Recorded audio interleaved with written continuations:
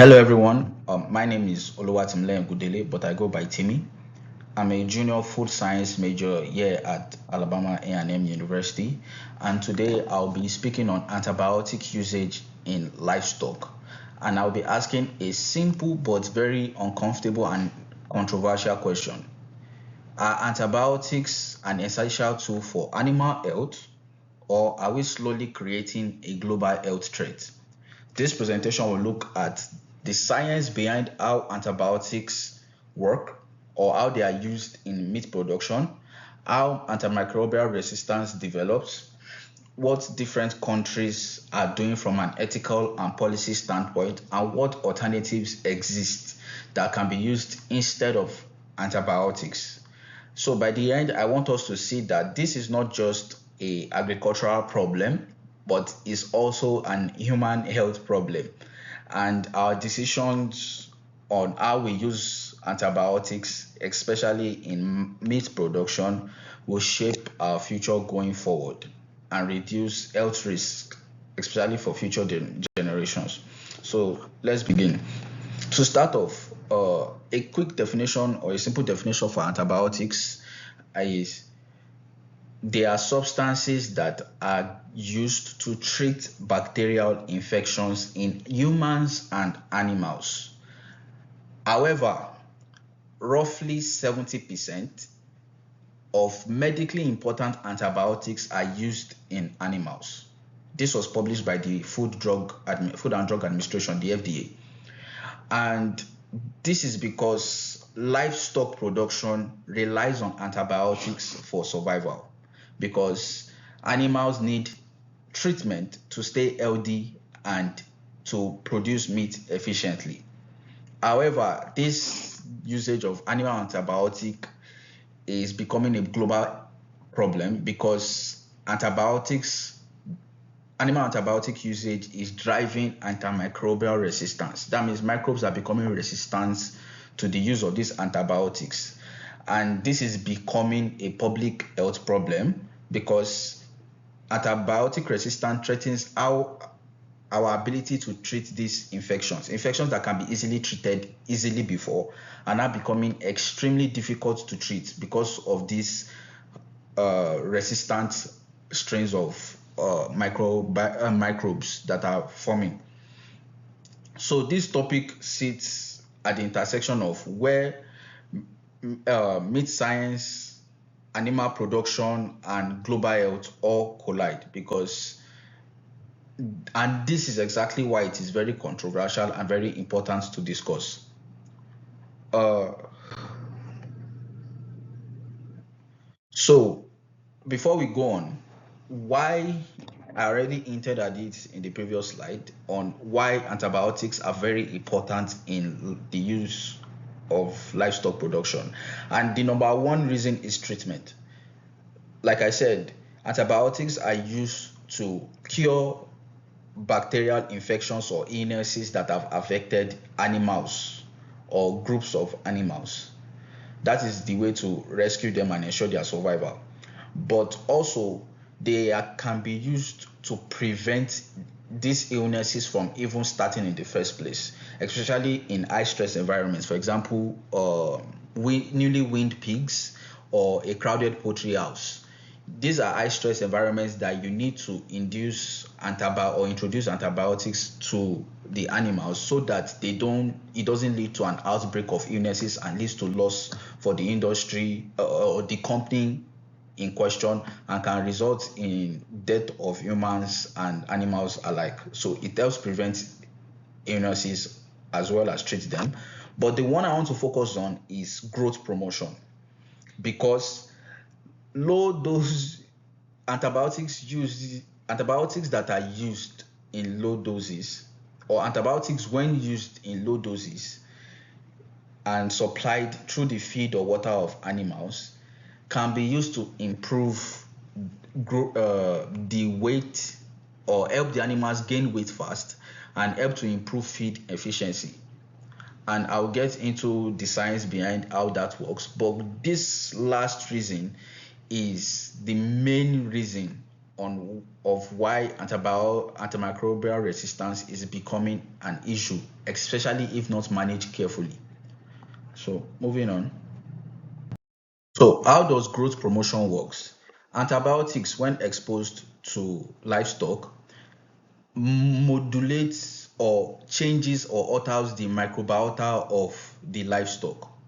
And because the antibiotics eliminates most of the microbes within the gut of the livestock, this reduces the competition that is available for the intestine cells to make use of the nutrients or the feed that they eat, and this results in an efficient conversion of the nutrients into the body of the livestock, and this results in them gaining more weight, growing faster, and helps to lower the cost per pound of meat because it lowers the production cost, and this results in more profit for the company or the industry at large.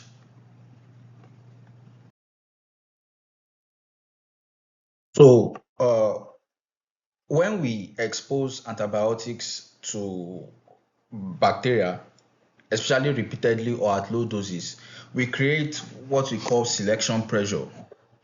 And this is where sensitive bacteria are killed off. Sensitive bacteria in the sense that they do not have a gene that makes them resistant to the antibiotics. But as is with life, there are microbes that have random mutations or resistant gene that will survive.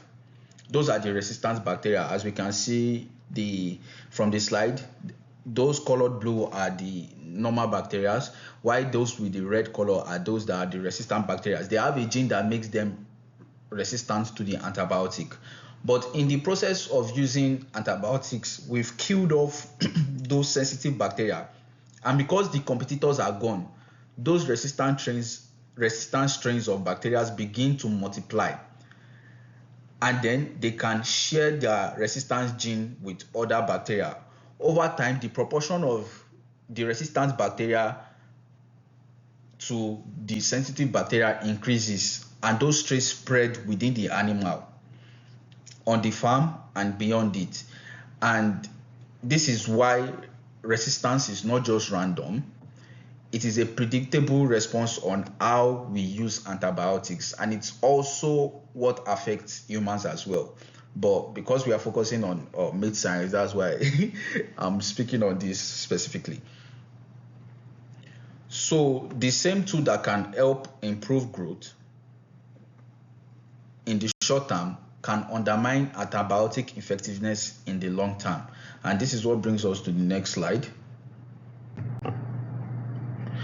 How this antimicrobial resistance reaches humans.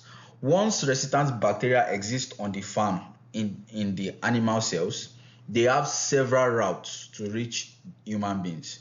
One route is through the food that we eat. The resistant bacteria that are on the raw meat can contaminate kitchens due to improper handling, or improper cooking, or uncooked meat, or meat that is not cooked properly. Another route is through the environment. Because resistant bacteria are spread within the body of the livestock, excuse me, the manure, which also comes from the large intestine in the gastrointestinal tract, will contain this resistant bacteria, and that will get into the soil, the water, and the crops that we humans will eat and other animals will eat. So this begins to form a cyclical chain of how the resistant bacteria is being transmitted to human beings and the environment. And then people with different occupations, imagine farmers that have been contacted with the resistant bacteria from eating uncooked meat, also go to the hospitals or go to see their friends and their families, or even slaughterhouses.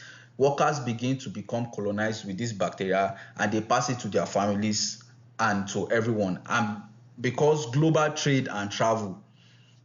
of global trade and traveling, resistant strains can go in between different countries, as we saw with COVID-19, with the Ebola virus. This is how different strains of bacteria begin to become a case.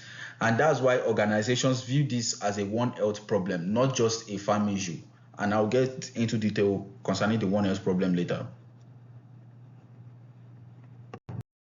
So to make this more concrete and realistic, I have included one case study of livestock associated MRSA, the CC398, that occurred in Europe. This strain was first identified in pigs and pig farmers in parts of Europe, especially the Scandinavian areas like Denmark, Sweden, and the likes, especially in intensive swine operations. And this strain is very resistant to several important antibiotics used in both in the veterinary and human medicine, which makes the infections harder to treat. Over time, this CC398 has moved from pigs to farmers, into hospitals, into the wider community.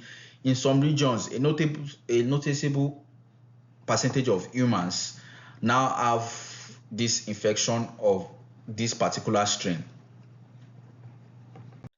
So the policy landscape varies across different countries, but specifically I'll be looking at the European Union versus the United States. The European Union has banned all antibiotic growth promoters since 2006, while the US has banned medically important antibiotics, but others are still allowed, and this was done in 2017. The same can also be said for stricter regulations on veterinary antibiotic usage for European Union, and some are still allowed for the US. So we can see that the European Union is following a precautionary approach, and they are very strict with their policies, whereas the US is more lenient and follows like a risk-based approach that focuses more on if you can justify why you're using the antibiotics and use it judiciously. And this shows a difference in the economic mindset of how the two regions operate. So because of the policies, consumers often meet this issue through different labels: antibiotic free, no antibiotics ever, raised without antibiotics. And these labels create a sense of danger to the consumers, because they think there are certain meats that will probably have antibiotic residues or drug residues within them. And a key clarification to be made is all meat sold legally must be tested and inspected by the FSIS, and they must be free of unsafe antibiotic residue. So that is something that the public should be enlightened on, and is a misconception. But it also raises the awareness that the consumers are becoming aware of things like this. From a meat science standpoint, residue is separate from resistance.